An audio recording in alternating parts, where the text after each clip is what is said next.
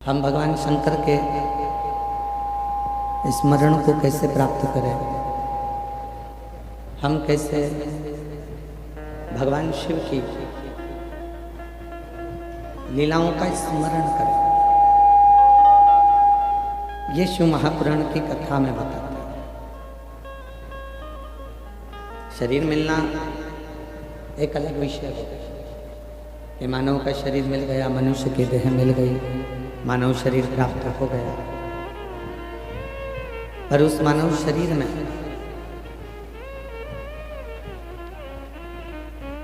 हम अपने कर्म को करते करते, अपने कर्तव्य को करते करते किस तरह से भगवान की अविरल भक्ति को प्राप्त कर सकते, ये हमें शिव महापुराण की कथा बताती है। क्योंकि शिव पुराण एक ऐसी पुराण है जो मनुष्य को कभी ये नहीं कहती कि तुम साधु बन जाओ, कि तुम सन्यासी बन जाओ, कि तुम तपस्वी बन जाओ, कि तुम संत बन जाओ, कि तुम किसी नदी के तट पर जाकर बैठ जाओ, कहीं एकांत में जाकर बैठ जाओ। ये शिव महापुराण है। शिव महापुराण की कथा तो ये कहती है कि तुम घर में रहो, परिवार में रहो, कुटुंब में रहो, गृहस्थी में रहो, जहाँ हो तुम वहीं रहकर भगवान शिव की अविरल भक्ति को प्राप्त करो।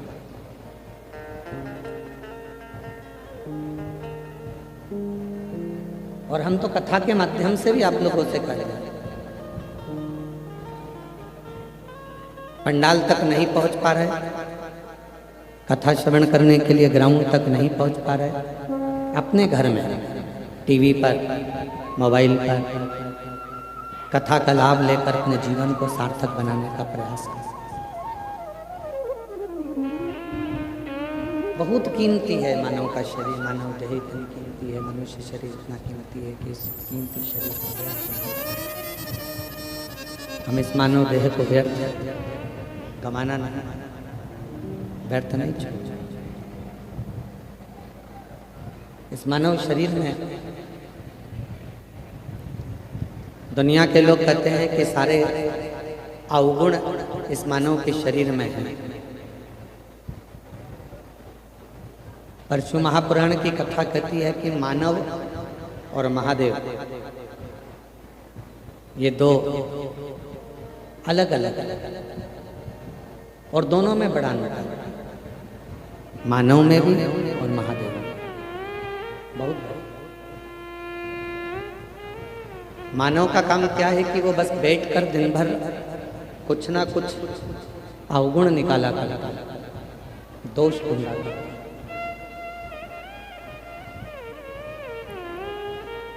मानव अवगुण ढूंढेगा, दोष ढूंढेगा, दोष निकालेगा, दोष को ढूंढने का कार्य करेगा, कुछ ना कुछ वो दोष निकालेगा, कुछ ना कुछ वो अवगुण निकालेगा।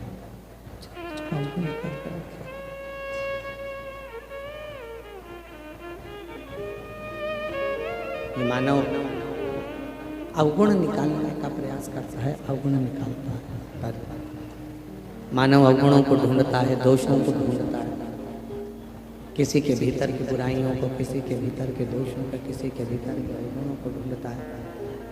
पर मेरा देव अधिदेव महादेव एक ऐसा है जो अपने भक्त का कभी दोष नहीं देखता।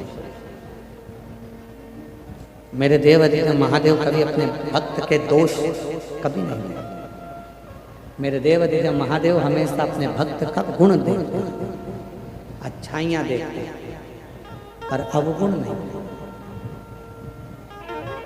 और शिव महापुराण की कथा कहती भी है, भगवान शंकर का चरित्र कहता भी यही है, शिव तत्व बोलता भी यही है कि हम जब भगवान शंकर की अविरल भक्ति में डूबते जाए, जब हम भगवान शिव की अविरल भक्ति में रमते जाए।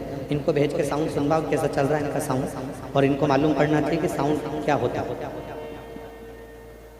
भगवान शिव की अविरल भक्ति में जब हम लोग डूबते जाए, भगवान शंकर की अविरल भक्ति में जब हम रमते जाए, समाहित होते जाए, तो हमारे भीतर ये भाव होना चाहिए कि हम किसी के दोषों को ना देखें, हम किसी की बुराइयों का ना देखें, हम किसी के अवगुणों का ना देखें। हम यदि देखें तो केवल गुण ही देखें, अच्छाइयाँ ही देखें। और शंभु शरण पड़ी माँ घड़ी दुख काटो दया करीन दर्शन आपो शंभु शरण माँ घड़ी दुख काटो दया करीन दर्शन आपो। तो मानव में और महादेव में दोनों में अलग अलग बहुत बड़ा। मानव केवल और केवल बुराइयों को ढूंढने में लगा हो, मानव केवल बुराइयों को ढूंढने में लगा, और महादेव केवल और केवल अच्छाइयाँ ढूंढने में लगा। कैसे हो आप? उसको महादेव से को कोई मतलब नहीं होता। महादेव को केवल इतना सा मतलब है कि आप निष्कपट भाव से आप भक्ति कितनी करें, स्मरण कितना करें, मंत्र जाप कितना कर रहे हैं, जाप कर रहे हैं।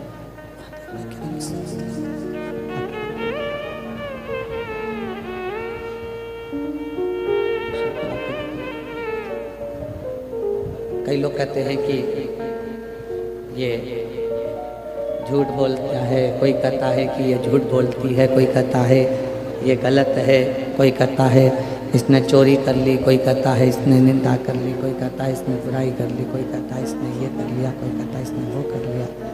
पर शिव महापुराण की कथा कहती है कितना भी पापी से पापी जीव क्यों ना हो,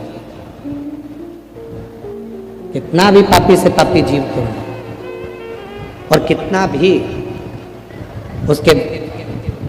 उसने अपनी जिंदगी में पाप कर्म क्यों ना किया हो, पर यदि एकाग्र चित्त से, निर्मल मन से, निर्मल वृत्ति से, निर्मल भाव से शिव की भक्ति यदि उसने करी है तो शिव ने उसको स्वीकार जरूर किया है। शंकर ने उसको छोड़ा,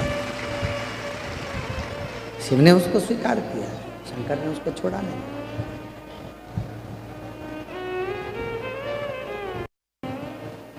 शिव महापुराण की जो कथा प्रारंभ हुई है वो एक देवराज नाम के ब्राह्मण से प्रारंभ हुई।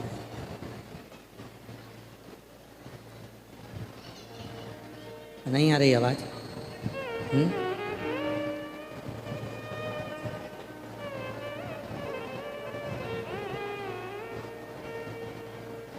शिव महापुराण की जो कथा प्रारंभ हुई है वो देवराज नाम के ब्राह्मण से प्रारंभ हुई, और वो देवराज नाम का ब्राह्मण जिसकी माता शिव के शिवालय से अपने दिन की शुरुआत करती है, जिनकी माता अपने दिन की शुरुआत भगवान शंकर के शिवालय से करती है। और हमने पहले भी कथा में कहा और आज फिर कहते हैं, जिंदगी में कितना भी कष्ट है, जीवन में कितना भी दुख है, जिंदगी में कितनी भी तकलीफ है, जीवन में कितना भी कष्ट क्यों ना हो, कितनी भी तकलीफ क्यों ना हो, फिर भी यदि हम अपने जीवन की शुरुआत, प्रतिदिन की शुरुआत भगवान शंकर के मंदिर में एक लोटा जल चढ़ाकर करते हैं तो हमारा दिन और हमारा जीवन दोनों ही सार्थक है।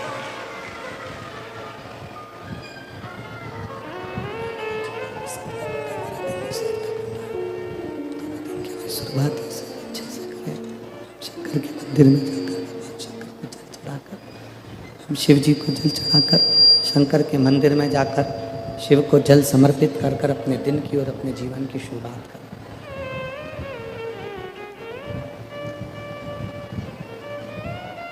भक्ति आडंबर से परे होते हैं। भक्ति में आडंबर नहीं होता, भक्ति में दिखावा नहीं। भक्ति में यदि होता है तो केवल एक विश्वास होता है। और देवराज नाम के ब्राह्मण की जो माँ है वो भगवान शंकर की अविरल भक्ति पर विश्वास करती थी, शिव पर भरोसा करती थी, दृढ़ता रखती थी, भरोसा करती थी, विश्वास रखती थी।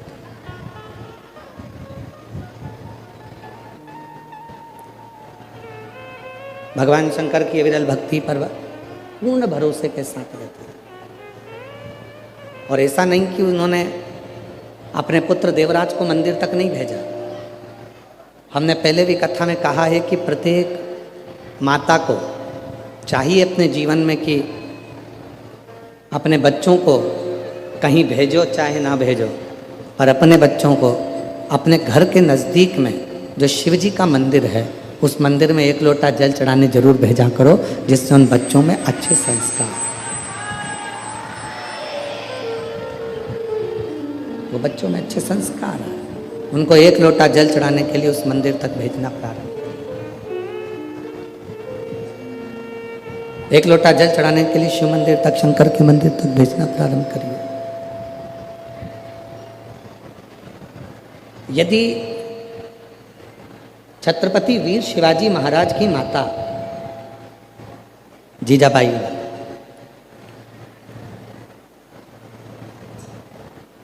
अपने बेटे छत्रपति वीर शिवाजी महाराज को यदि कहीं खेलने भी भेजती थीं तो कहती थीं कि योद्धा के रूप में शिव की साक्षी, शंकर के साक्षी, शंकर के साक्षी, शंकर के साक्षी में, शिव के साक्षी में, शंकर के साक्षी, शिव के साक्षी में, शंकर के साक्षी में, शिव के साक्षी।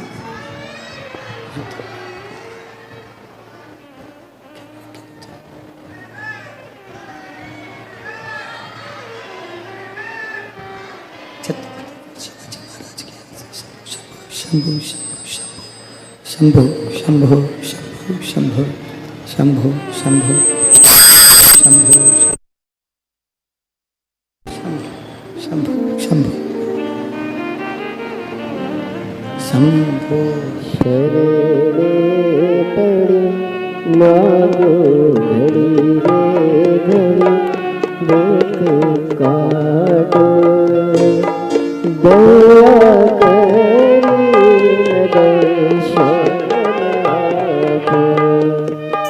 शंभु शरणे पड़ी मागो घड़ी रे घड़ी दुख काटो दया करीन दर्शन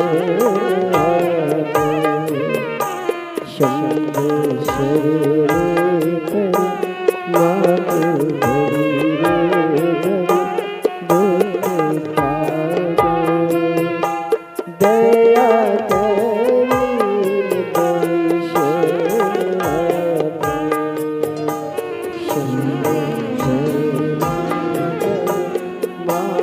घड़ी रे घड़ी दुख काटो दया करीन दर्शन शंभु दया करीन दर्शन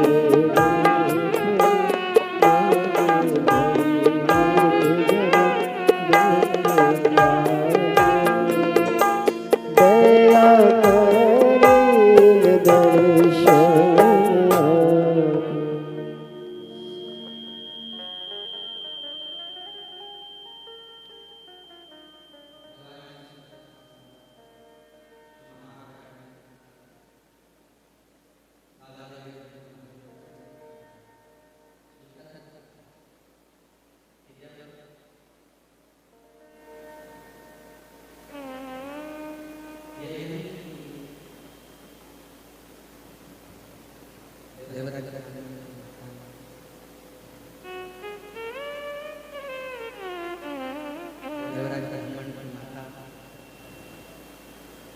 अपने पुत्र देवराज को भी शिवालय तक लेकर गई। ऐसा नहीं करना चाहिए। शिवालय तक जैसे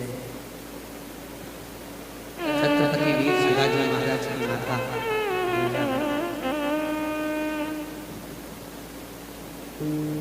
अगर अपने पुत्र छत्रपति वीर शिवाजी महाराज को खेलने भी अगर भेजती हैं तो छत्रपति वीर शिवाजी महाराज को जीजाबाई भगवान शंकर के साक्षी में भेजती। सामने शंकर भगवान का शिवलिंग है, तो शिवलिंग के साक्षी जीजाबाई अपने बेटे छत्रपति वीर शिवाजी महाराज को जीवन में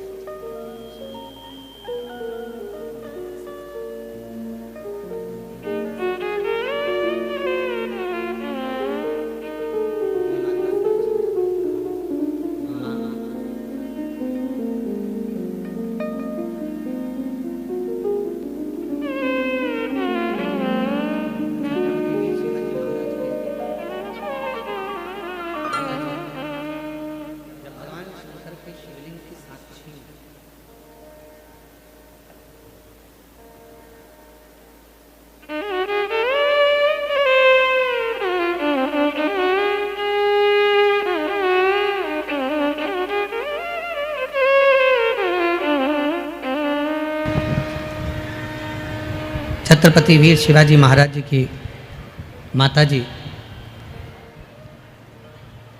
वीर शिवाजी महाराज को भगवान शिव की साक्षी में खेलने के लिए भेजते हैं। और छत्रपति वीर शिवाजी महाराज एक दिन अपनी माता से प्रश्न करते हैं। छत्रपति वीर शिवाजी महाराज एक दिन अपनी माता से प्रश्न करते हैं, माँ, जब दुनिया के सारे बच्चे खेलने के लिए यहाँ वहाँ सर्वस्व जाते हैं और आप हमको खेलने के लिए भेजती हो, तो भगवान शंकर के शिवलिंग की साक्षी में भेजती हो। माँ, इसका कारण क्या है? आखिर कारण ऐसा क्या है कि शिव जी की साक्षी में, भगवान शंकर की साक्षी में खेलने का यदि कोई अलग फल है तो वो हमें बता। जो जीजाबाई ने कहा अपने पुत्र छत्रपति वीर शिवाजी महाराज से, वो अपने अंदर उतारने वाली बात है। जीजाबाई कहती हैं, शिवा,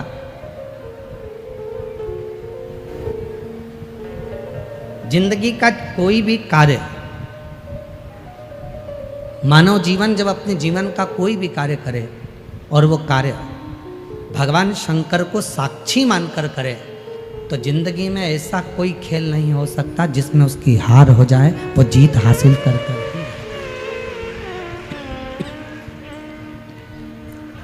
जिंदगी में जीत हासिल कर कर ही रहता है। जीवन में कोई ऐसा कार्य नहीं हो सकता।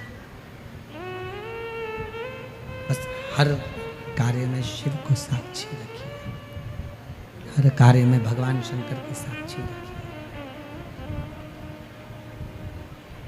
प्रत्येक कार्य में जब भगवान शंकर की साक्षी होगी, प्रत्येक कार्य में जब भगवान शंकर की साक्षी होगी, प्रत्येक कार्य में जब भगवान शंकर को हम साक्षी मानकर कोई कार्य करेंगे, तो वो कार्य सफल जरूर होगा। ऐसा नहीं कि वो सफल नहीं हो सकता।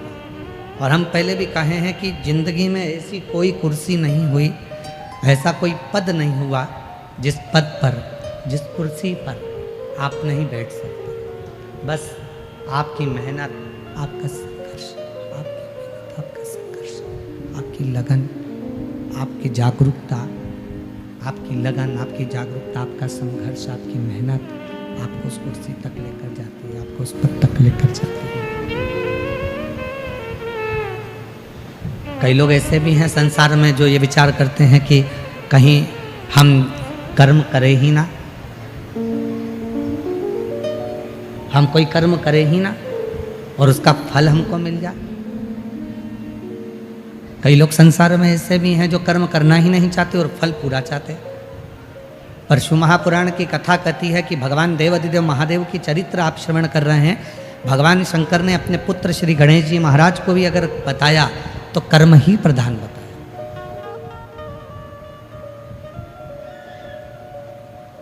भगवान शिव ने शायद दुनिया में ऐसे बहुत सारे राजा महाराजा होंगे जो अपने बेटे को सिंहासन दे देते हैं। दुनिया में ऐसे बहुत सारे राजाओं का चरित्र आप पढ़ेंगे, दुनिया में ऐसे बहुत सारे राजाओं का चरित्र आप स्मरण करेंगे जो अपने पुत्र को राज्यपाट दे देते हैं। पर एक देवाधिदेव महादेव भगवान शंकर एक ऐसे हैं जो अपने पुत्र को, अपने बेटे को भी अगर राज्य देते हैं, अपने पुत्र को भी यदि सिंहासन देते हैं, राज्य देते हैं, तो पहले उसकी पूर्ण परीक्षा लेते हैं। पूर्ण परीक्षा अपने पुत्र की, पूर्ण परीक्षा पूर्ण परीक्षा अपने पुत्र की ले रहा है। पूर्ण परीक्षा भेजा भगवान शंकर ने माता पार्वती जी ने कि जाओ, जो पृथ्वी की पहली परिक्रमा कर कर आएगा, तो पृथ्वी की पहली परिक्रमा कर कर आएगा वही प्रथम गिनती में माना जाएगा। आप चाहते तो भगवान शिव अपने पुत्र को सीधे सिंहासन पर बिठा सकते थे, पर सीधे सिंहासन पर भगवान शंकर ने नहीं बिठाया। भगवान शंकर ने पहले परीक्षा लेकर दोनों को पृथ्वी की परिक्रमा करने के लिए भेजा। दोनों को परिक्रमा करने के लिए भेजा, दोनों परिक्रमा करने के लिए चले।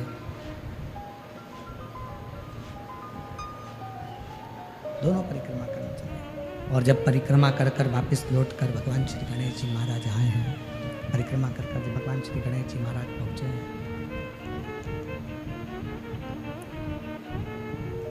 और उनकी बुद्धि की प्रबलता जब नजर आई है, बुद्धि जब प्रखर नजर आई है, बुद्धि की तीव्रता जब नजर आई, तो भगवान गणेश जी महाराज को स्थान पर विराजमान करके बिठा दिया। बुद्धि की तीव्रता में उनको विराजमान कर दिया। तो शिव कथा कह रही है, भगवान शंकर का चरित्र कथा है, शिव महापुराण की कथा कहती है। भगवान शंकर का चरित्र वर्णन कर रहा है, शिव पुराण वर्णन कर रही है। भजन शंभो मांगे घड़ी रे घड़ी दुख काटे, दया करी दर्शन आपे, शंभो शरणे पड़े मांगो घड़ी रे घड़ी दुख काटो, दया करी दर्शन आपो, शंभो शरणे पड़े मांगो घड़ी रे घड़ी दुख काटो, दया करी दर्शन आपो, शंभो शरणे पड़े मांगो घड़ी रे घड़ी दुख काटो, दया करी दर्शन आपो। शिव कथा कर रही है, भगवान शंकर का चरित्र कह रहा, शिव महापुराण की कथा कर रहा, भगवान शंकर का पवित्र चरित्र कह रहा, शिव तत्व कह रहा।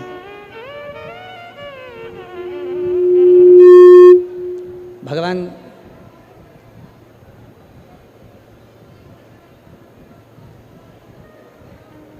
देवराज नाम के ब्राह्मण को ऐसा नहीं कि माँ ने शिवालय तक नहीं भेजा हो, भगवान शंकर तक नहीं भेजा हो, वो देवालय तक जाए उसके लिए माँ ने भी प्रयास करा।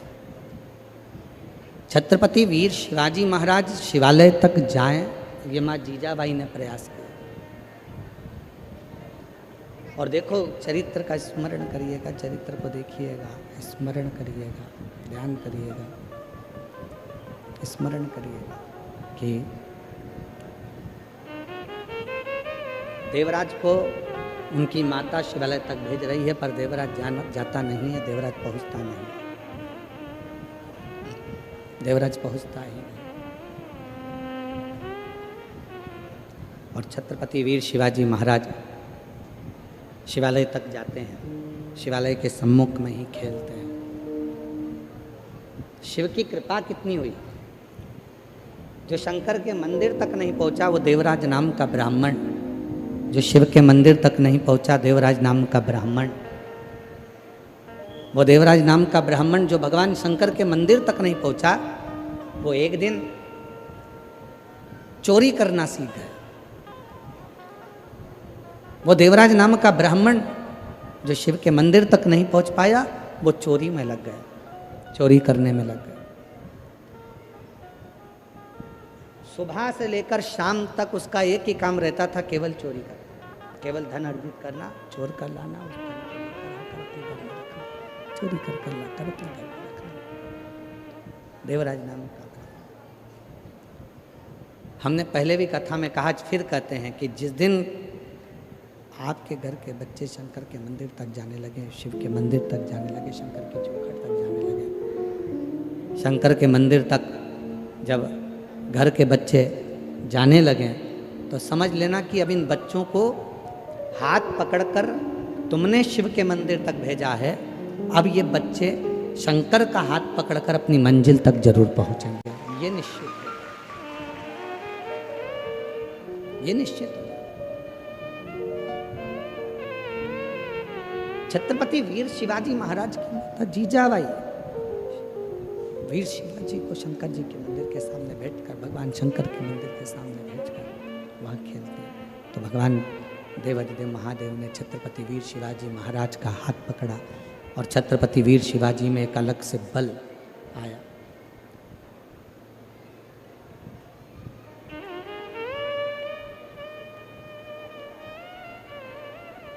ये जो अपन अपनी वाणी में बार बार कहते हैं ना, हर हर महादेव, जब हम अपनी और अपनी वाणियों में कहते हैं, ये शब्द हमारा और अपना नहीं है, ये छत्रपति वीर शिवाजी महाराज का शब्द है। जब जब वो युद्ध के मैदान में टूटते थे तो हर हर महादेव का नाद करते, हर हर महादेव का नाद कर कर युद्ध के क्षेत्र में टूट पड़ते थे, युद्ध क्षेत्र में आ जाते थे उन छत्रपति वीर शिवाजी महाराज का नाद।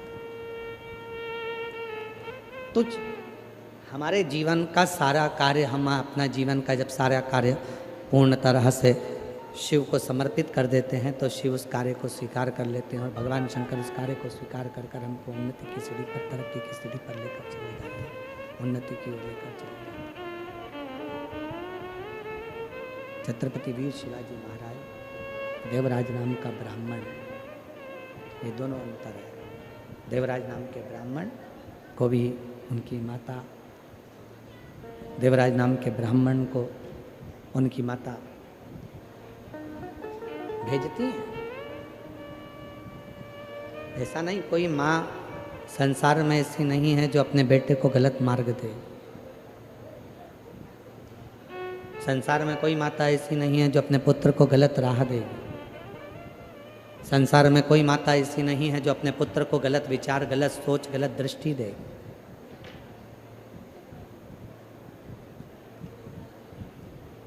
हाँ, हम दूसरे की तो नहीं कर सकते, पर जगत में ऐसी कोई माँ नहीं है जो अपने बच्चे को गलत मार्ग पर भेजकर खुश हो। प्रत्येक घर की माता, उसका एक ही लक्ष्य रहता है कि मेरा पुत्र एक दिन मेरे जैसा हो। प्रत्येक घर की माता ये विचार करती है कि मेरा पुत्र मेरे जैसा हो, मेरा पुत्र अच्छा कर्म करे, मेरा पुत्र अच्छे कार्य के प्रति तत्पर रहे, अच्छे कार्य में लगा रहे। कोई माँ संसार में ऐसी नहीं हुई है कोई जो अपने बच्चों को गलत राय दे, गलत विचार दे, गलत सोच दे, गलत दृष्टि दे। तो देवराज नाम के ब्राह्मण की जो माँ थी वो देवराज को शिवालय तक भेजती थी, भगवान शंकर के मंदिर तक, पर देवराज उस शिवलिंग मंदिर तक जाता ही नहीं था। देवराज शिवालय तक जाता ही नहीं था। वो बीच राह में अपने मित्रों के पास में, अपने दोस्तों के पास में गलत संगत में, गलत विचारों में, गलत दृष्टि में फंस जाता था। पर वो श्रेष्ठ मंदिर तक नहीं पहुंच पाता। और शिव पुराण क्या कहती है? शिव के मंदिर तक जाओ, मना नहीं है, पर आडंबर से दूर हटकर, पाखंड से दूर हटकर, दिखावे से दूर हटकर, बनावटी जीवन से दूर हटकर आप जितना शिव के करीब में रहोगे, शिव पुराण कहती है उतना शंकर आपके हृदय में निवास करेगा, शिव उतना आपका कल्याण करेगा। पर आजकल का जमाना क्या हो गया कि दिखावे का जमाना हो गया।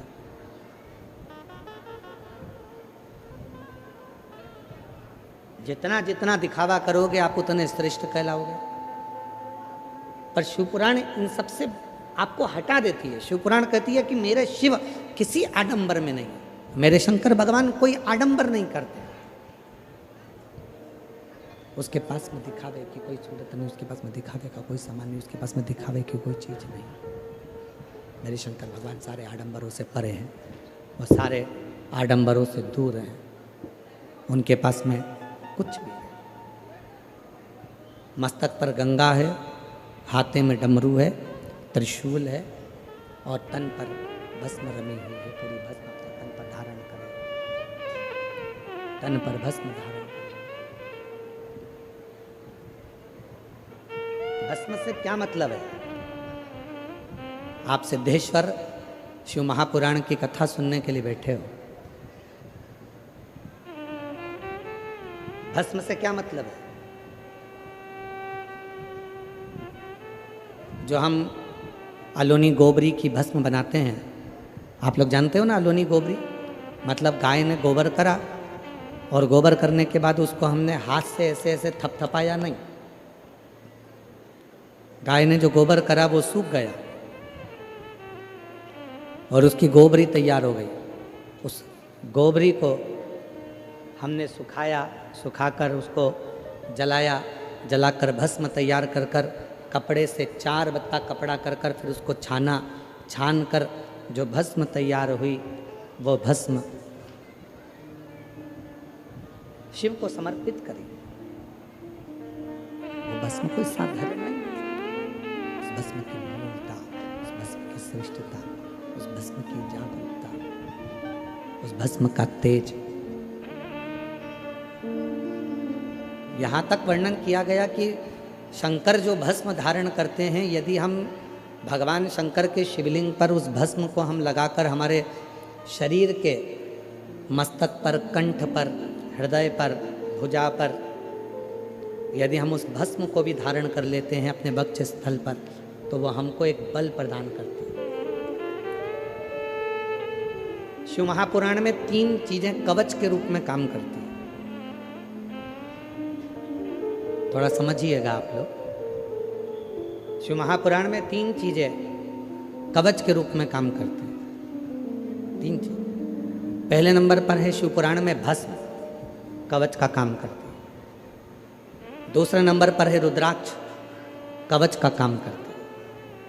और तीसरे नंबर पर है भगवान शंकर पर चढ़ी हुई बेलपत्र या शिवजी पे चढ़ा हुआ जल हमारे शरीर में कवच का काम करता है। ये 3 कवच का काम करते हैं। ये तीनों कवच का काम करते हैं। भस्म भी कवच का काम करती है, रुद्राक्ष भी कवच का काम करता है, जल बेलपत्र भी कवच का काम करता है। तीनों कवच का काम करते हैं। और हमारा निवेदन है आप सभी से, जितने भी शिव भक्त इस कथा को श्रवण कर रहे हैं, उन सबसे हम निवेदन करें कि घर से निकलने से पहले आपके शरीर पर इन 3 कवच में से कोई एक कवच होना चाहिए।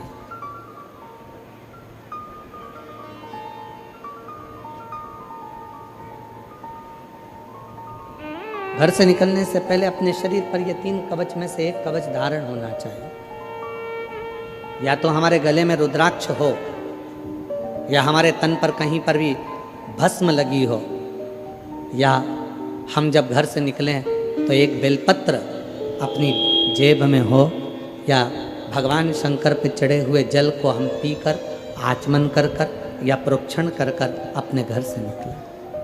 अपने घर से ये 3 कवच है, ये 3 कवच है। और हमारा विश्वास कहता है, आप जितने भी कथा के मंडप में बैठे हुए हो, इतना तो भरोसा है कि आप जितने भी बैठे हो आपके पास में इन 3 कवच में से एक कवच सबके पास है, और वो रुद्राक्ष रूपी कवच आपके पास है।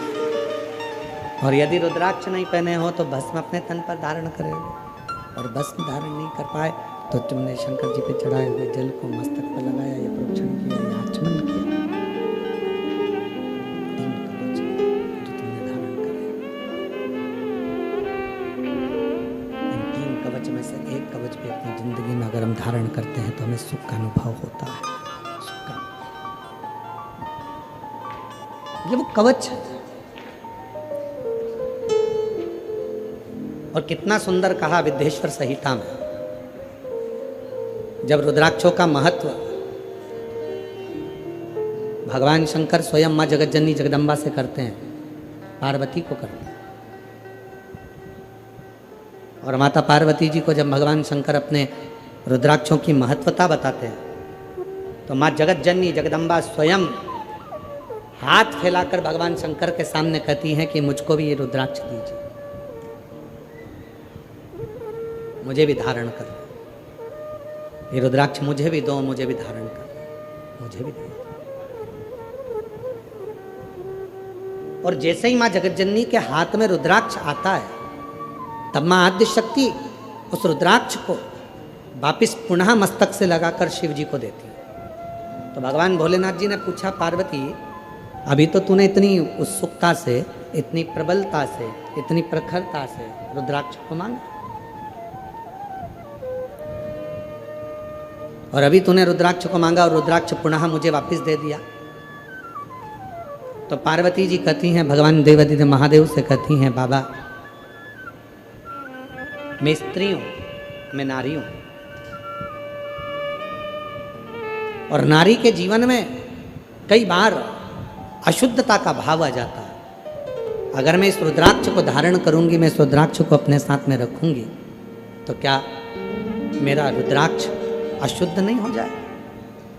और यह प्रश्न केवल एक पार्वती जी ने स्वयं के लिए नहीं करा है। ये जितनी मेरी जीजियां बैठी हैं, जितने मेरे जीजा बैठे हैं, जितनी मेरी बेटियां बैठी हैं, जितने मेरे बेटा बैठे हैं, जरा सावधानी से सुनिएगा इस प्रसंग को। पार्वती जी रुद्राक्ष को हाथ में लेती हैं और पुनः मस्तक से लगाकर वो रुद्राक्ष पार्वती जी शिव जी को वापस दे देती हैं। विद्येश्वर संहिता शिव महापुराण, रुद्राक्ष महत्व वापिस शिव को।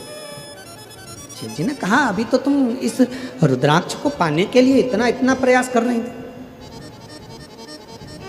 इतनी उमंग था तुम्हारे भीतर थी, इतना उत्साह तुम्हारे भीतर था कि ये रुद्राक्ष मुझे चाहिए, ये रुद्राक्ष मुझे दे दो, क्योंकि आपके जीवन के ये 3 कवच जो धारण करता है वो जीवन में सुखी रहता है। तो फिर ये रुद्राक्ष जो आपने मुझे दिया पार्वती जी, फिर सिर से लगाकर मुझे वापस क्यों कर दिया? पार्वती जी कहती हैं, मैं स्त्री हूं, मैं नारी हूं, और मैं स्त्री, मैं नारी, मैं एक स्त्री, एक महिला, एक नारी स्त्री हूं। अगर ये रुद्राक्ष मेरे पास में रहेगा तो मैं कहीं ना कहीं अशुद्ध भी हो जाती हूं। जब मैं अशुद्ध हो जाऊंगी तो ये रुद्राक्ष भी अशुद्ध हो जाएगा, ये रुद्राक्ष भी अशुद्ध हो जाएगा।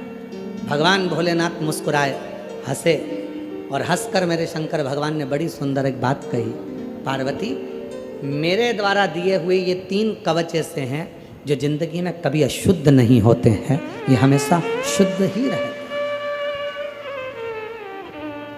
ये मेरे द्वारा 3 कवच ऐसे हैं जो कभी अशुद्ध नहीं होते, ये हमेशा शुद्ध ही रहते। और इसका काम है, अगर कोई अशुद्ध हो भी गया मान लो किसी ने अशुद्धता धारण भी कर ली तो भी ये कवच उसे शुद्धता प्रदान करता है, ऊर्जा प्रदान करता है। तुम्हें नारी होकर इस रुद्राक्ष को धारण कर सकती हो। और हम आपसे निवेदन करें, माता पार्वती जी का, महागौरी का अगर स्वरूप का दर्शन आप करेंगे, माँ कात्यायनी के स्वरूप का यदि आप दर्शन करेंगे, माँ कुष्मांडा का यदि आप दर्शन करेंगे, माँ स्कंदा का यदि आप दर्शन करेंगे, 9 स्वरूपों में कई माता के ऐसे स्वरूप हैं जिन स्वरूपों का यदि आप दर्शन करेंगे तो उन स्वरूप में आप दर्शन करेंगे कि माता के गले में और हाथ में रुद्राक्ष की माला पड़ी हुई है। रुद्राक्ष धारण, क्या मैं नारी होकर इस रुद्राक्ष को धारण कर सकती हूं? हाँ, यह शुद्धता प्रदान करता है, शुद्धता का भाव। कई लोग ऐसे हैं जो कहते हैं गुरुजी बेलपत्री का वृक्ष हमारे आसपास में तो नहीं है, पर बेलपत्री का वृक्ष शमशान में है। शमशान में 4 बेलपत्री के वृक्ष लगे हैं, हम वो बेलपत्री को तोड़कर लाकर क्या शिव जी को समर्पित कर सकते हैं? अरे भाई, शिव महापुराण की कथा कहती है रुद्राक्ष, शिव पे चढ़ी हुई भस्म और बेलपत्र, शंकर का चढ़ा जल, गंगा जल, ये कभी अपवित्र नहीं होते, ये पवित्र की पवित्र हैं और कवच का काम करते, कवच का कार्य करते, ये अपना कर्म करते। इनमें पवित्रता का भाव है, इनमें अपवित्रता का भाव नहीं है। अब कई माताएं कहती हैं, क्यों गुरुजी हम जब रजोधर्म से हो जाते हैं, रजस्वला हो जाते हैं, तो क्या हम भगवान का कोई नाम जाप, कोई नाम स्मरण, कोई भजन, कोई कीर्तन, कोई नाम जाप नहीं कर सकते? क्यों नहीं कर सकते?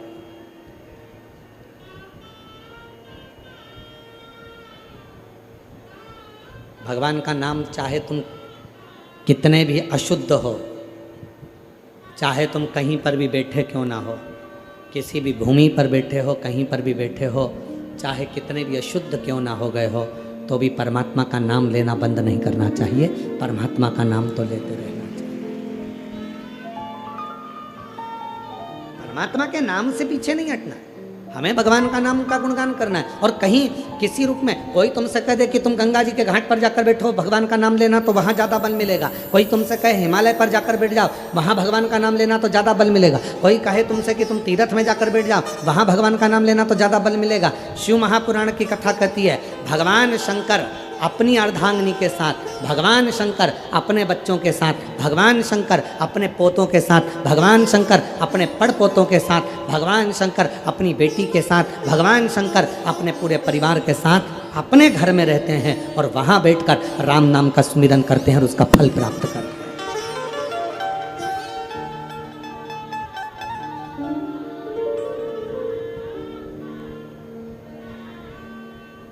सबसे बड़ा आश्रम होता है गृहस्थाश्रम।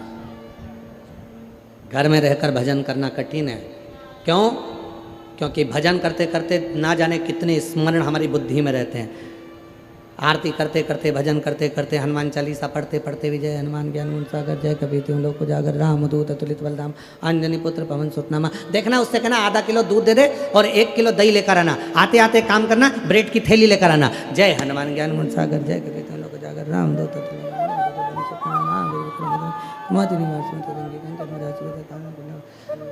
वो काम वाली आई कि नहीं आई, उससे बोलना झाड़ू लगाते लगाते इधर तक आ जाना, बर्तन पूरे साफ कर कर पीछे की ओर रख देना और उससे कहना कि वो वाइपर पड़ा है उसको उठा के मार देना। जय हनुमान ज्ञान जय।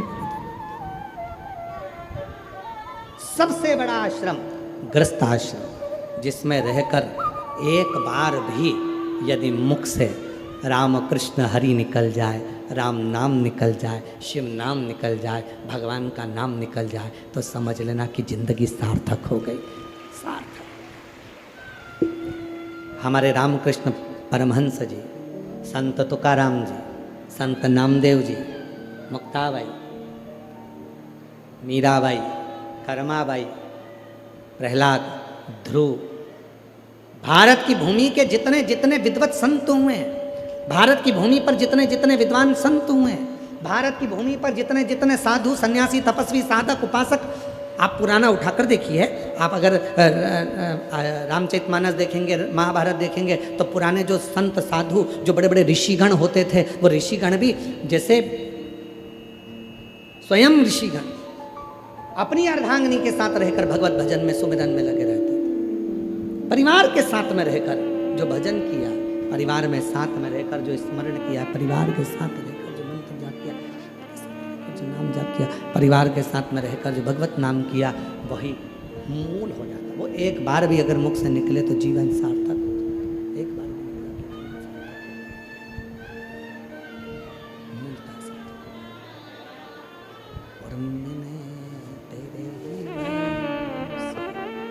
मैंने तेरे ही भरोसे बाबा, तेरे ही भरोसे हवा बीच उड़ती जावानी बाबा, डोर है तो छड़ी नाम कटी जवानी।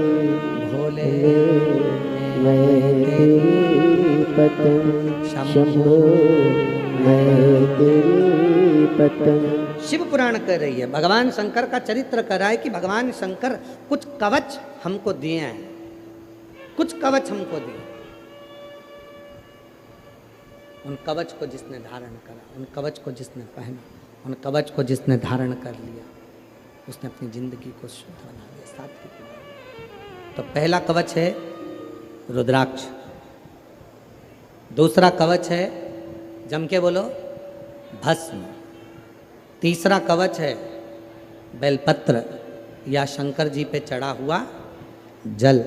ये भी कवच का काम करता है, ये भी कवच है, ये सब कवच है।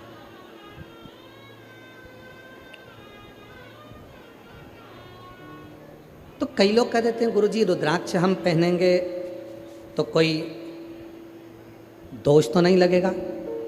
पहले तो एक बात अपने चित्त में उतारिए, जितने भी सिद्धेश्वर शिव महापुराण की कथा को यवतमाल जिले के आरणी में श्रवण करने के लिए आए हैं और कथा के मंडप में बैठे हैं, या टीवी पर या आस्था चैनल पर या सोशल मीडिया पर इस कथा को सुन रहे हो, तो पहले सिद्धेश्वर शिव महापुराण की कथा सुनने से पहले अपने अंदर से एक बात निकाल दो, डर। जहाँ डर होता है वहाँ भगवान नहीं होता, और जहाँ भगवान होता है वहाँ डर नहीं होता। दो चीजें हैं, अपने भीतर से एक चीज निकालना है तुमको इस सिद्धेश्वर शिव पुराण के प्रथम दिन, अपने भीतर का डर। डर कौन सा? मैं मंदिर में गई, पूजन में ये कमी रह गई, भगवान मुझे पाप देंगे, भगवान मुझे कष्ट देंगे, मुझे दुख देंगे, मेरी पूजन में ये कमी रह गई। मतलब तुम्हारे अंदर डर है कि पूजन में ये कमी रह गई है, भगवान मुझे पाप देंगे। अगर तुम्हारे भीतर ये डर है तो भगवान तुम्हारी पूजन को कभी स्वीकार नहीं करता। याद है, भगवान वहां आता ही नहीं, भगवान वहां पहुंचता ही नहीं। जिस दिन तुमने अपनी बुद्धि से ये निकाल दिया, जिस दिन तुमने अपने विचारों से निकाल दिया कि नहीं मैंने पूजन करी है, हो सकता है बेलपत्र मैंने गलत तरीके से चढ़ा दी, हो सकता है कि मैंने दुर्वा गलत तरीके से चढ़ा दी, हो सकता है चावल मुझे ऐसे चढ़ाना था, हो सकता है जल मुझे ऐसे चढ़ाना था, हो सकता है कि मुझे पूजन ऐसी करना थी, और पूजन में अगर कोई गलती भी हो गई तो डरने की बात नहीं, हमारे बाप की पूजन करिए, हमारे पिता की पूजन करिए, हमारे बाबुल की पूजन। मेहमान घर में आएगा तो तुमको थाली लगाना पड़ेगी, चौरंग लगाना पड़ेगा, चौरंग के साथ में रंगोली डालना पड़ेगी। मेहमान आएगा, अब देख लो, अपने घर के पिता को, अपने घर के बाप को भोजन कराना और मेहमान को भोजन कराना, दोनों में कितना अंतर, जरा ध्यान देखना। मेहमान आया, चौरंग लगाया, रंगोली डाली, रंगोली डालकर सुंदर फूलों की रंगोली डाली, आसन लगाया, आसन लगाकर पानी भर कर दिया, पानी भरकर पापड़ ला कर दिया, सलाद ला कर दिया, अचार ला कर दिया, 4-5 तरह की चटनी ला कर दे दी, और थाली लगाई, इतने अच्छे से लगाई कि चावल को भी कटोरी में रखकर डिजाइन के साथ थाली में जमाया, चावल को भी, सीरा, हलवा, उस सीरे को भी कटोरी में अच्छे से दबा के सीरे को, हलवे को, रवा का हलवा, आटा का हलवा, बादाम का हलवा, सीरे का, उसको भी थाली में ऐसे जमा के कटोरी को निकाला डिजाइन में। अचार भी डिजाइन में, छोटी कटोरी में, नमक भी छोटी कटोरी में, बड़ी कटोरी में खीर, चम्मच को भी 4 बार पोंछ के रखी। क्यों? मेहमान आए हैं, गलती नहीं होना चाहिए। मेहमान आए, गलती होगी तो मेहमान क्या कहेंगे? जाकर 10 जगह पर बात करेंगे और ना जाने कितने सारे शब्द सुनाएंगे, ना जाने कितना शब्द कहेंगे, ना जाने कितना ताना देंगे। और मेहमान को तुमने खाना खिलाया बड़े प्रेम से, अच्छा कालीन, आसन, ये वो सब लगाकर, मिर्ची का ठेसा, पूरन पोली, आमठी, और क्या होता है, हाँ जो भी तुम सब बना बनू के बढ़िया जमा के खिलाया। और मेहमान जिम कर चले गए और अब पापा जिम में बैठे, भाऊ आए, आई भोजन करने के लिए। तब तुमने रंगोली डाली, जम के बोलो, आसन, चौरंग, बोलते जाओ, चावल कटोरी में जमा के,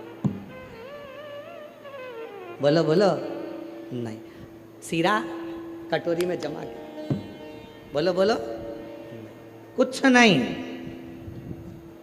कटोरी भी बे डिजाइन की, एक बड़ी कटोरी, एक छोटी कटोरी, एक ये वाली कटोरी, एक वो वाली कटोरी, 4-5 तरह की कटोरी, गिलास भी बे डिजाइन का, थाली भी बे डिजाइन की। और ले जाकर भाऊ को, पिताजी को, बाबूजी को, पापा को, पापा, बाबूजी, भाऊ, भोजन, आई भोजन।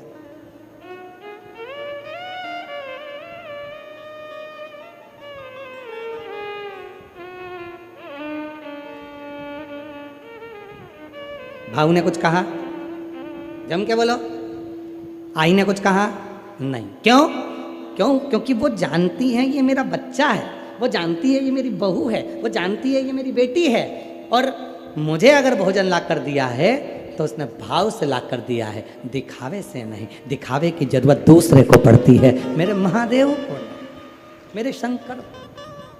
मेरे शंकर भगवान को दिखावा नहीं चाहिए। नहीं साहब, तुम्हारे भीतर डर है, अगर मैंने ये वाला पूजन ऐसा नहीं करा तो डर है कि ऐसा ना हो जाए, मैंने ये व्रत ऐसे कर दिया तो डर है ऐसा ना हो जाए, मैं अगर ऐसा कर गई तो ऐसा हो जाएगा, डर है। और जहाँ डर है वहाँ मेरा शिव नहीं है। तुमने जिस दिन अपने भीतर से डर निकाल दिया कि मैं जल चढ़ा रही हूँ, कोई गलत काम नहीं कर रही, मैं बेलपत्र चढ़ा रही हूँ, कोई गलत काम नहीं कर रही, मैं जल चढ़ाकर आचमन कर रही हूँ, पी रही हूँ, कोई गलत काम नहीं कर रही, मैंने बेलपत्र उठाकर खा लिया, कोई गलत काम नहीं किया। जब तुम्हारे भीतर ये डर हट जाएगा तब समझ लेना कि शिव तुम्हारी जिंदगी में सुख प्रदान करना प्रारंभ कर दे।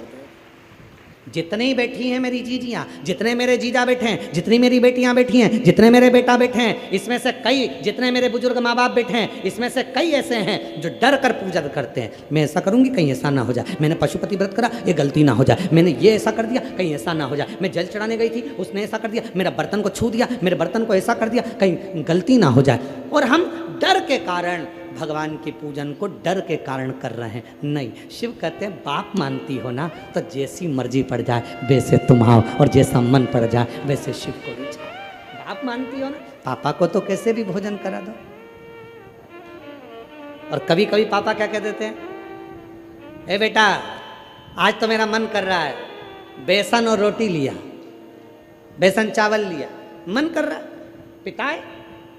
तो बाप तुमसे बहुत चीज की चाह नहीं रखता, पिता तुमसे बहुत सारी सामग्री चाह नहीं रखता। मेरे शंकर भगवान तो केवल देना जानते हैं, तुमसे लेने की चाह नहीं रखते कि तुम मुझे ये दो, ये चाह। और हो के नंदी पैसा भक्तों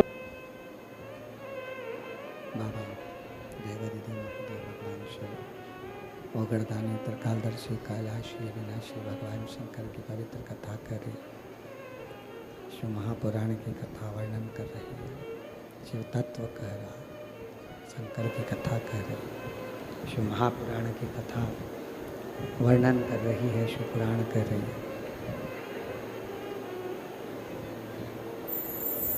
शिव कथा कर रही है, शिव कवच दिए, भगवान शंकर ने कवच प्रदान किया और वो कवच है रुद्राक्ष, वो कवच है भस्म, वो कवच है बेलपत्र, वो कवच है शिव जी पे चढ़ा हुआ जल। ये सब कवच है। इन कवच को जो धारण करता है, कवच को जो धारण कर लेता है, वही सर्वश्रेष्ठ माना गया है, उसकी श्रेष्ठता मानी गई है। तो शिव महापुराण की कथा कहती है, भगवान शंकर का चरित्र कहता, शिव तत्व कहता है, भगवान शंकर का पवित्र कथा कह रही है। शिव की भक्ति में डर की कोई मूलता नहीं होती। भगवान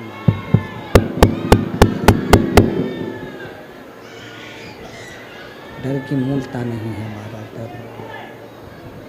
डर की मूलता है। पूजन करो, अनुष्ठान करो, पाठ करो, स्मरण करो, पर डर से नहीं, भगवान को डर से दूर। जहाँ डर है वहाँ शिव नहीं है, और जहाँ शिव है वहाँ डर नहीं। हे बाबू,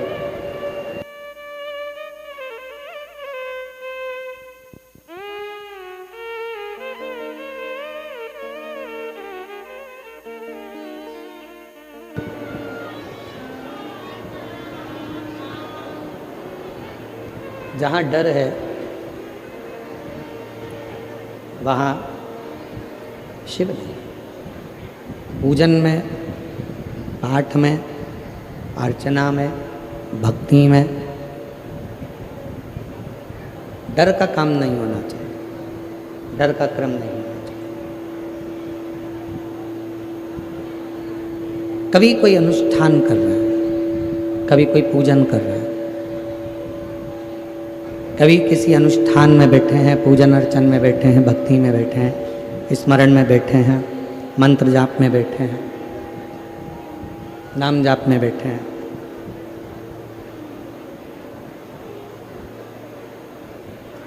डरना नहीं। कोई कह दे तुमसे कि तुमने ऐसा कर दिया और इससे तुम्हें पाप लगेगा, डरना नहीं। कोई कह दे तुमने ऐसा कर दिया और तुम्हें दोष लगेगा, डरना नहीं। हम हमारे पिता की पूजन कर रहे हैं, और जब शिव को अपना बाप मानकर, अपना पिता मानकर जब हम एक लोटा जल समर्पित करते हैं, तब भगवान शंकर को हम एक लोटा जल समर्पित करते हैं। शिव को जब हम अपना पिता मानकर भगवान शंकर की साधना आराधना करते हैं, तो दुनिया में ऐसा कोई कार्य नहीं है जो मेरा भोले बाबा पूर्ण ना करे। एक कवच अपने भीतर हो। एक बहन ने एक पत्र लिखा है, अच्छा है, देखिए।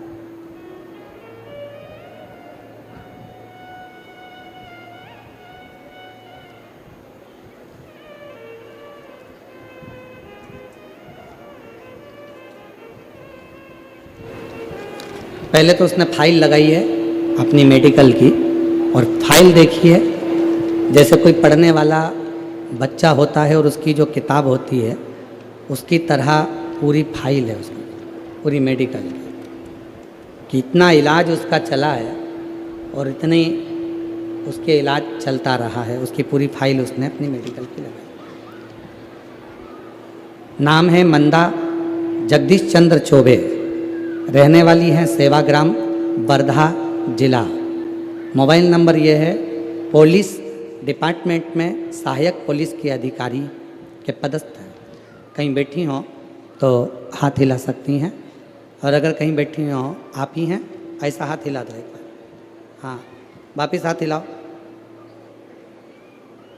हाँ, पुनः हाथ हिलाइए। ठीक है, दिख गए हो, आ जाइए, आ जाओ, आ जाओ। मैं बाबा की महिमा का क्या गुणगान करूं, समझ में नहीं आता। पंडाल में बैठकर कथा सुनने का क्या महत्व है, मैंने अनुभव किया है। मुझे बाबा ने जैसा कवच पहना दिया कि मुझे मौत से भी छुआ तक नहीं। आपको पहले भी कथा में कहा, रुद्राक्ष, भस्म, बेलपत्र, शिवजी पे चढ़ा जल, ये वो कवच हैं जो मानव की देह को कहीं ना कहीं किसी ना किसी रूप में संभाल कर रखता है। गुरुदेव, ये कवच बाबा ने जैसे कवच पहना दिया हो, मुझे मौत ने छुआ भी नहीं। मैंने आपकी पहली कथा उज्जैन में, दूसरी कथा नवरात्रि में नागपुर में, तीसरी कथा हनुमानगढ़ी में अमरावती में, चौथी कथा वीरगंज नेपाल में सुनी। गुरुदेव, मुझे 3 साल से बीमारी मालूम नहीं थी, मुझे हार्ट का प्रॉब्लम है, थोड़ा पीठ में दर्द होता था। पिछले साल यवतमाल में बेटा बहू के घर आई थी, तब मेरे बेटा बोला, मम्मी तुम चुप चुप बैठी रहती हो, और बेटे ने मेरे हाथ में एक घड़ी बांध दी। घड़ी में बीपी आ गया कि मेरा ब्लड प्रेशर बढ़ा हुआ है। मेरा बेटा मुझे घुमाने के बहाने से हॉस्पिटल ले गया, डॉक्टर को दिखाया, जांचें करी तो मालूम पड़ा कि मेरे शरीर में, हार्ट में 24 ब्लॉकेज हैं। जब 24 ब्लॉकेज निकले, डॉक्टर भी आश्चर्य में पड़ गया कि 24 ब्लॉकेज होने पर तो हार्ट अटैक आना चाहिए था, पर तुम तो अच्छी चल फिर रही हो, और वो भी 3 साल से चल रही हो। आश्चर्य में पड़ गया। डॉक्टर से मैंने कहा कि मैं तो शिव जी को मानती हूँ और शंकर जी पे चढ़े हुए जल को पीती हूँ और बेलपत्र खाती हूँ। डॉक्टर भी खुश होकर बोला, ये 3 साल से आपको शिव जी ही संभाला हुआ है। जो 24 ब्लॉकेज होने पर भी बाबा की कृपा से आप ठीक हैं। और बाबा की कृपा, गुरुदेव, जो आज मैं पुनः जीवित बैठी हूँ, ये शिव की कृपा से, शंकर की करुणा से, उनकी उदारता से, ये शिव की करुणा से, शंकर की करुणा से, शिव की उदारता। एक पत्र और देखिए, बड़ा सुंदर है।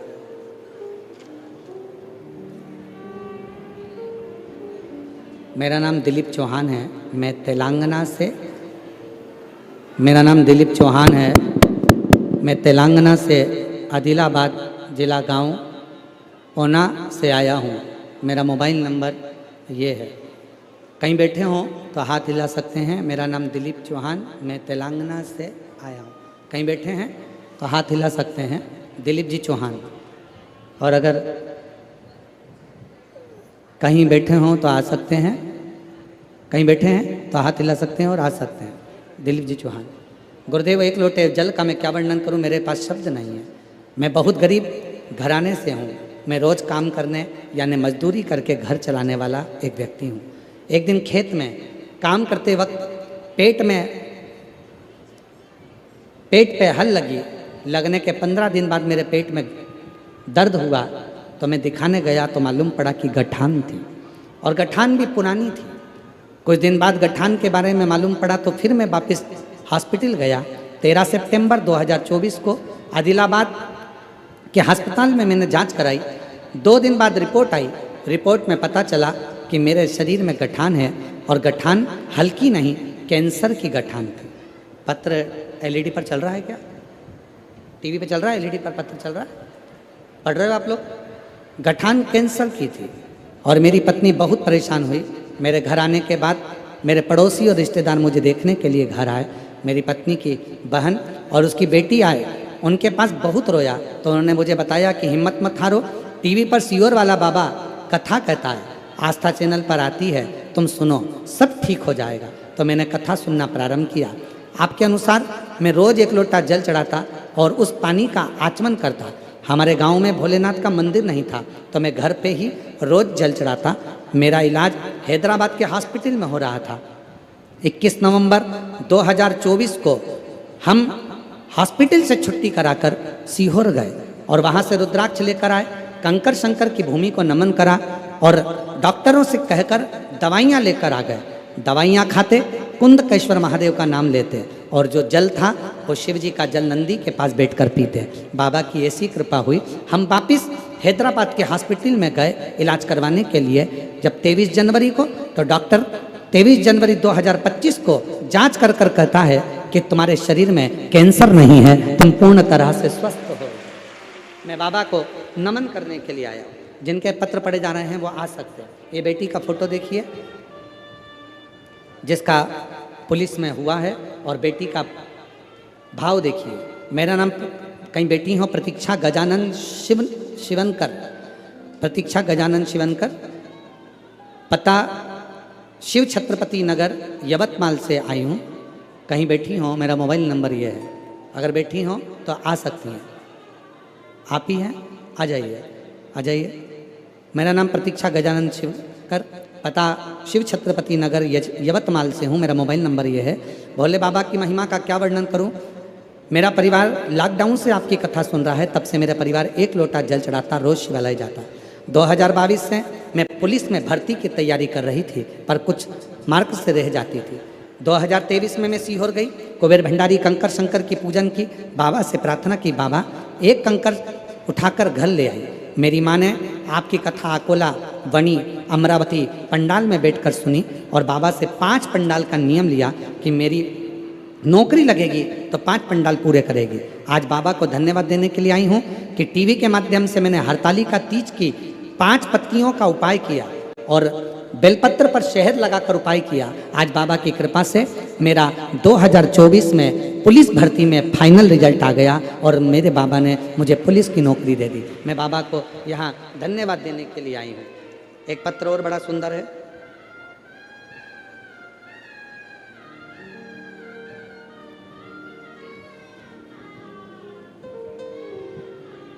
शिवरात्रि के दिन गेहूं की बाली का क्या बल होता है, कोई मुझसे पूछे। मैं गीता योगेश केंद्र पानी तहसील क्या लिखी है, किनवट जिला नांदेड़ की रहने वाली हूँ। भोले बाबा का मैं क्या गुणगान करूं। मेरे देवर 5 साल से सरकारी नौकरी की तैयारी कर रहे थे, उन्हें सफलता नहीं मिल रही थी, कहीं 2 मार्क्स से कहीं 3 मार्क्स से रह जाते थे। तब टीवी पर शिव महापुराण की कथा सुनने का मैंने उनको कहा, उनने कथा सुनना प्रारंभ करी और बाबा का व्रत प्रारंभ करा। प्रदोष का व्रत किया, पशुपति व्रत किया और बाबा की ऐसी कृपा हुई कि मेरे देवर की नौकरी आज शिक्षक, गवर्नमेंट शिक्षक के पद पर हो गई है। मैं बाबा को यहाँ प्रणाम करने, नमन करने के लिए आई हूँ। कहीं बैठी हो तो आ सकती हैं। एक पत्र और बड़ा सुंदर है। सो दुर्गा निजानंद पंचाल, पता श्री क्षेत्र महुरगढ़, तहसील महुरगढ़, जिला नांदेड़ की निवासी हूँ। मेरा मोबाइल नंबर ये है। कहीं बैठी हो तो आ सकती हैं। गुरुदेव प्रणाम। पशुपति नाथ व्रत और 1 लोटे जल का मैं महत्व बताती हूँ। मेरे पति की तबीयत 2022 में बहुत बिगड़ गई। उनकी तबीयत ठीक करने के लिए मैंने यवतमाल, नागपुर, नांदेड़, हैदराबाद की सारी जगह पर मेरे पति की तबीयत के लिए बहुत प्रयास किया। डॉक्टरों के हाथ जोड़े, डॉक्टरों के पास गई और डॉक्टरों को जांच कराया। सारी जगह पर एक ही चीज़ बताया कि इनके बोन में टीबी हो गया है। बोन टीबी ऐसी बीमारी हो गई जिसके कारणवश मेरे पति की दोनों आंखें चली गईं। वो आंख से बिल्कुल देख नहीं पाते थे, अंधे हो गए थे, चल फिर नहीं पाते थे। मेरे पति पलंग पर ही रहते थे। हमारा दिन एक एक दिन जहर की तरह हो गया। गुरुदेव फिर किसी ने कहा, वो टीवी पर पूज्य गुरुदेव कथा कहते हैं, आप उनकी कथा सुनो। हमने कथा सुनना प्रारंभ करी, शिवलिंग पर जल चढ़ाना प्रारंभ करा। हम आपको नहीं जानते थे, न हम आपको सुनते थे। हम लोग विश्वास नहीं करते हैं कथा पर हमने पहली बार किसी पर भरोसा करा, वो आप पर करा। जल चढ़ाया, जल लाकर अपने पति को देती। पति को लेकर कुबरेश्वर धाम चली गई, कंकर शंकर लेकर आ गई, रुद्राक्ष लेकर आ गई, पशुपति नाथ का व्रत करते और व्रत कर कर आकर शिवजी का जल अपने पति की आंखों पर लगाती। आज बाबा को धन्यवाद देने आई हूँ। मेरे पति की आंखें भी वापिस आ गई, उनने चलना फिरना चालू कर दिया और बाबा की कृपा से अब वो ठीक है। बाबा को मैं नमन करने के लिए आई हूँ। शिव तत्व किसको कहते हैं? शंकर की अविरल भक्ति, एक विश्वास की भक्ति। ये सारे कवच है, सारे कवच। भस्म कवच है, रुद्राक्ष कवच है। शिवजी पे चढ़ा हुआ जल जब हम आचमन करते हैं, और हम आप लोगों से निवेदन करेंगे, किसी का कहना मत मानो। आप तो सीहोर वाले महाराज का भी कहना मत मानो। गीता प्रेस गोरखपुर की शिव पुराण लेकर आओ और उसको बैठकर पढ़ना प्रारंभ करो। उसमें आपको मिलेगा विद्येश्वर संहिता में कि शंकर भगवान पर चढ़ाया हुआ जल जब हम पीते हैं तो अपने 3 पाप, कायिक, वाचिक और मानसिक 3 पाप हमारे समाप्त हो जाते हैं। वो कवच का काम करते हैं, वो जल। ये शिव पर चढ़ी बेलपत्र, शंकर पर चढ़ा जल, शिव जी को लगी हुई भस्म और शंकर भगवान का दिया हुआ रुद्राक्ष, ये हमारे कवच हैं, ये हमारे कवच। ठीक है बेटा।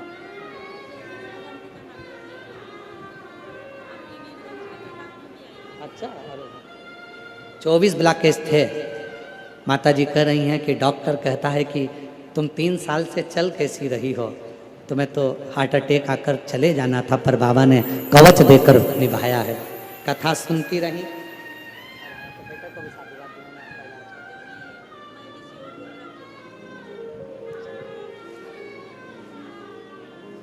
शिव तत्व किसको कहते हैं? शिव की अविरल भक्ति। ये वो कवच हैं जिन कवच को हम धारण करते हैं। कोई कितना भी कहे कि शंकर पर चढ़ा जल मत पियो, तुम शिव जी पे जल चढ़ाओ। मेरी मेरा शिव, मेरा उगड़, मेरा शंभु, मेरा त्रिकालदर्शी, मेरा कैलाश, मेरा अविनाशी, ये मेरा मन। शिव साधना करो। और ऐसे दयालु नाथ से रिश्ता बनाइए, ऐसे दयालु नाथ, बोलो बोलो बोलो, रिश्ता बनाइए, मिलता रहेगा आपको जो कुछ भी चाहिए, मिलता रहेगा आपको जो कुछ भी चाहिए। ऐसा करिश्मा होगा जो हुआ कभी नहीं, ऐसा करिश्मा होगा जो हुआ कभी नहीं। मांगा है भोलेनाथ से वरदान एक,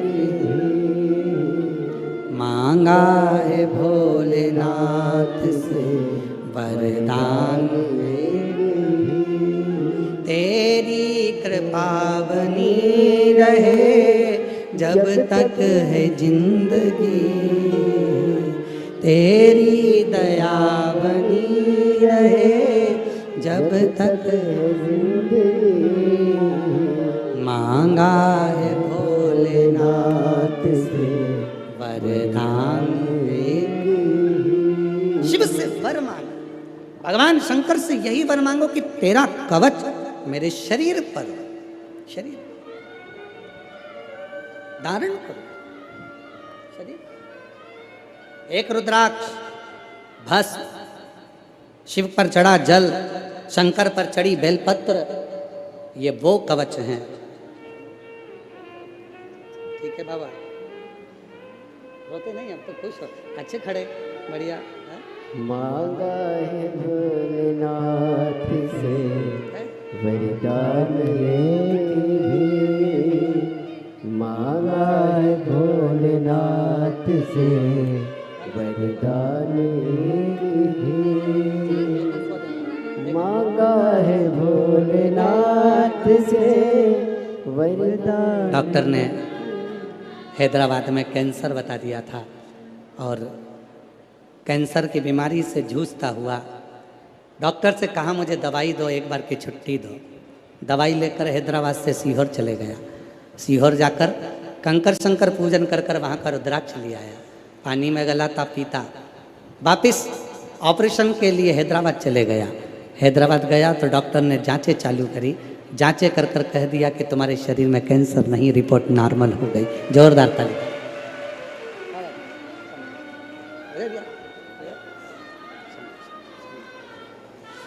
एक संबंध शिव से जो,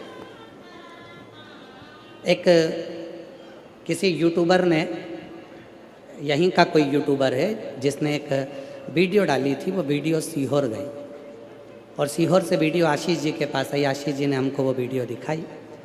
कथा चालू नहीं हुई थी, उसके 1-2 दिन पहले की है। कोई पीली साड़ी में माता जी आई अपने पति के साथ और यूट्यूबर ने उनसे पूछा तुम 1 दिन पहले आ गई, कैसी व्यवस्था है? तो उन्होंने कहा चांगली व्यवस्था, कहीं बैठी हों वो माता जी और वो यूट्यूबर दोनों। तो कहा कैसे आई? तो कहा मेरा पति बहुत दारू पीता था, बहुत दारू पीता था, इतना दारू पीता था मेरा पति बहुत परेशान थी। शिव जी पर एक लोटा जल चढ़ाना और पीना चालू करा। अब मेरे पति ने दारू छोड़ दी है, अब महाकाल की पूजन करता है। कहीं बैठी हो वो माँ जिनका वीडियो वायरल हुआ है, और वो यूट्यूबर है जिसने, सुशील नाम है उस यूट्यूबर का शायद, उसकी आईडी पर वो चल रही थी। तो वो जो भेजा था सुशील भगत कोई है, तो उसने वो वीडियो डाला था। अगर यूट्यूबर कहीं बैठा हो सुशील तो वो भी आ सकते हैं। और वो माँ जिन्होंने वीडियो बनवाया और कहा कि मेरे पति दारू छोड़ दिए, अब महाकाल की पूजन करते हैं, अगर वो दोनों बैठे हों